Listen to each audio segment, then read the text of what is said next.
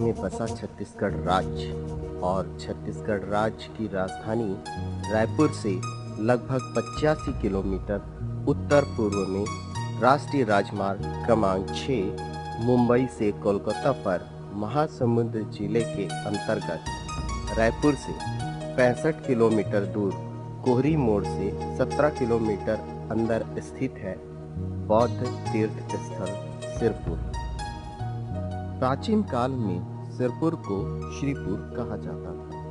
श्रीपुर अर्थात वैभव की नगरी।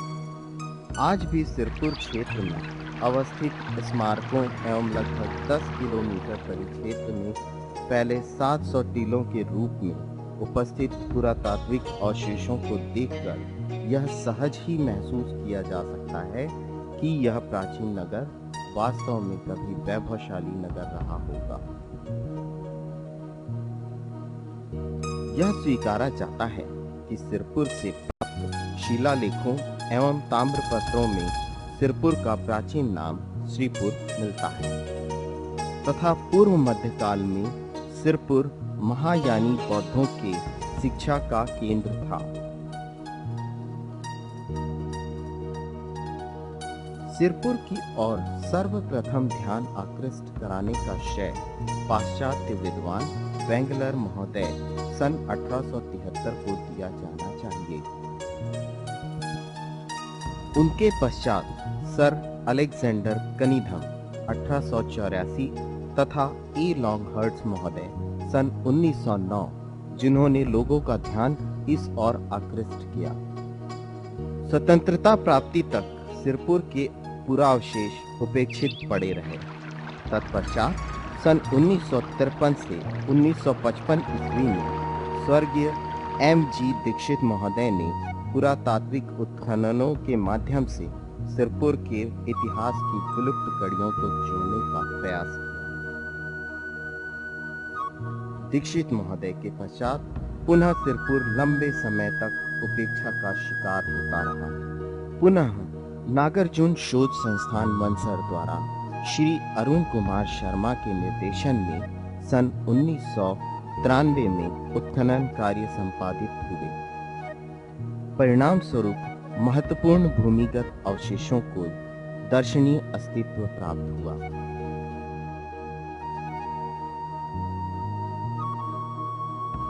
भारतीय पुरातत्व सर्वेक्षण रायपुर मंडल द्वारा श्री के मोहम्मद पुरातत्वविद के निर्देशन में सन 2004 तक सिरपुर में उत्खनन कार्य संपादित हुए, जिसके फलस्वरूप महत्वपूर्ण आवासीय परिसरों की प्राप्ति हुई। सिरपुर स्थित स्मारकों में कुछ तो ऐसे हैं जो पूर्व से अस्तित्व प्राप्त हैं, परंतु कुछ ऐसे हैं जो उत्खनन पश्चात अस्तित्व में आए।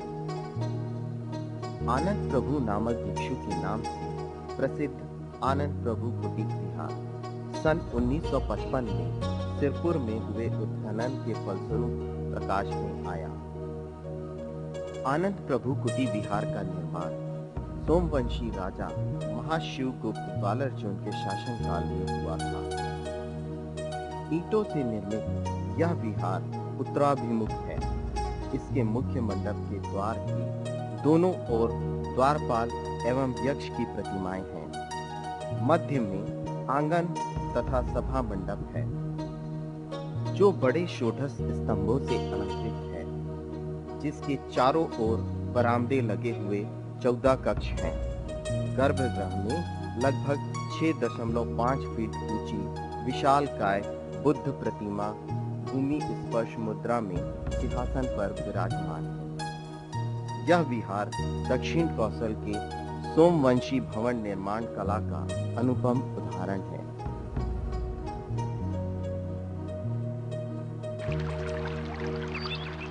(1998) के उत्खनन से प्राप्त सतई विहार के गर्भगृह में 7 फुट पाषाण बुद्ध प्रतिमा प्राप्त हुई, जिसका सिर अलग पड़ा हुआ था।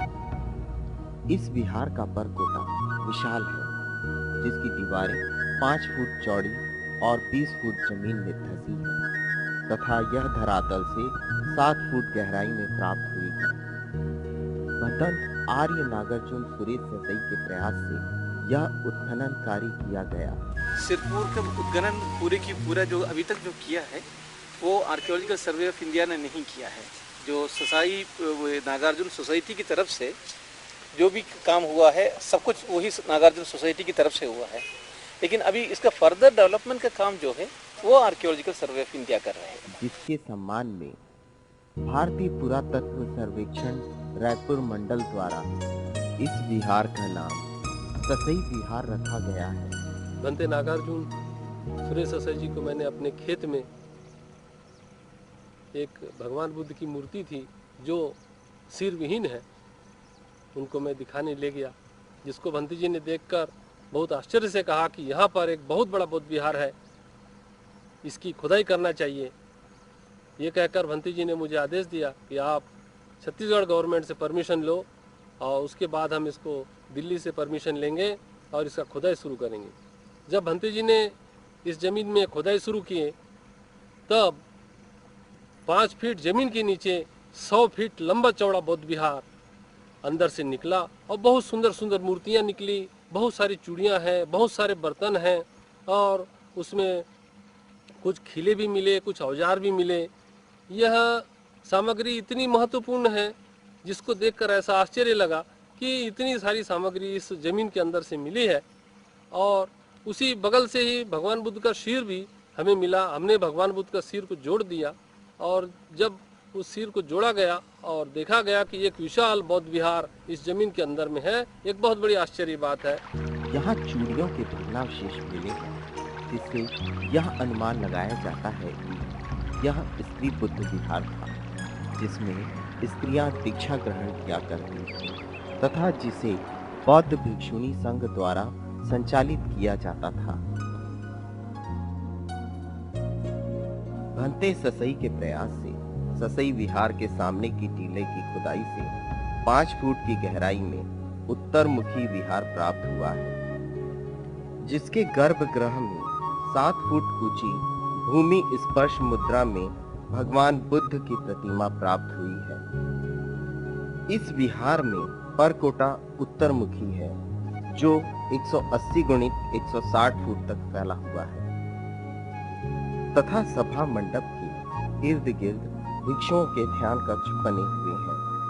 इसके अलावा यहाँ की खुदाई में 7वीं सदी के अनेक कला अवशेष प्राप्त हुए हैं, जिस पर अनुसंधान हो रहा है। ह्यूयांग ने अपने डिस्क्रिप्शन में ये करे यहाँ 100 विहार थे, तो ये कहाँ है ये हम लोग को आइडेंटिफाई करना पड़ेगा और उसका खुदाई भी करना पड़ेगा। लगभग 29,000 वर्ग फुट में फैला उत्तरमुखी विहार देखने योग्य है तथा यह विहार 7वीं सदी की वास्तुकला का उत्कृष्ट नमूना है।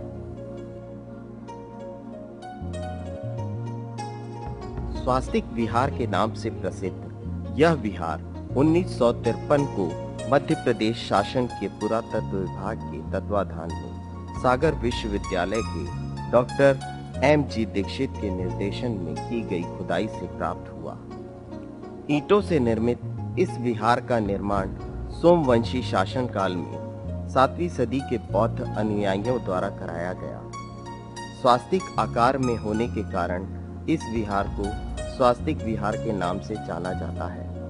इस विहार के मध्य में छोटा सभागृह है, जिसके सम्मुख गर्भगृह में बुद्ध की विशाल प्रतिमा पद्मासन मुद्रा में विद्यमान है। उत्खनन के समय सोपानों के अवशेष मिलने के कारण स्वास्तिक विहार की संरचना 2 मंजिल होने की संभावना व्यक्त की जाती है। सोमवंशी कला का एवं स्थापत्य का यह सुंदर उदाहरण है।